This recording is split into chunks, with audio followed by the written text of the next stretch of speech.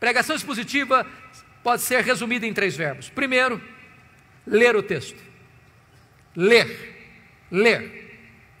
Você já viu um pregador subir ao púlpito e ele atropela o texto que vai pregar? Ele lê o texto atabalhoadamente. Quando você vê tal coisa, o que é que você pensa? Ele não se preparou. Ele não conhece nem o texto. Ele não gastou tempo. Talvez ele está dizendo o seguinte: o que importa aqui não é o texto que eu estou lendo, é o que eu vou falar depois. Deixa eu dizer uma coisa para você. A parte mais importante de um sermão é o texto. Porque só vai ser sermão se ele expor o texto que ele leu. Então é uma recomendação: leia o texto 1 vez, 5 vezes, 10 vezes, 20 vezes. Leia. Deixe que esse texto entre em você. Se possível, decore o texto. Leia com entusiasmo, leia com vibração, porque quando a pessoa vê você ler o texto e diz: esse homem tem alguma coisa para nos dizer. Segunda coisa, segundo verbo, explicar o texto.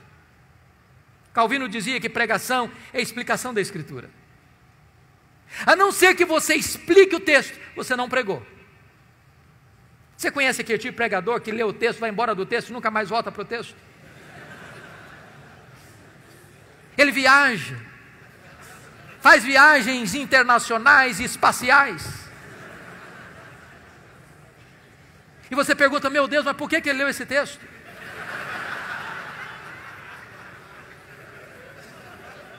Você conhece aquele tipo de pregador que diz assim: eu já tenho o sermão, só preciso encontrar um texto agora?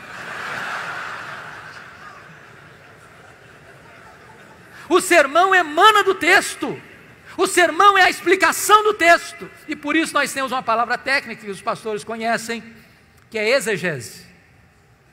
Exegese vem de um prefixo ex, que significa tirar do texto o que está no texto.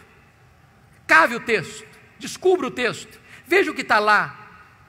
E às vezes nós não encontramos essas pepitas de ouro na superfície, é preciso cavar.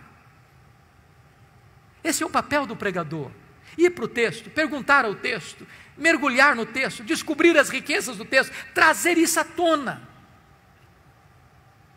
Sabe, irmãos, quando uma igreja se acostuma com pregação expositiva, ela não quer mastigar palha mais.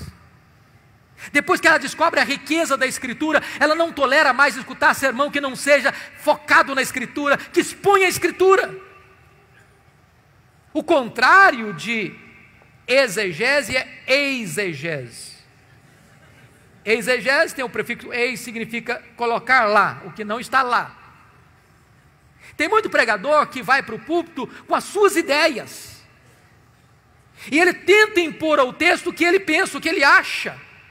Ele já tem uma ideia preconcebida. Mas isso não é pregação.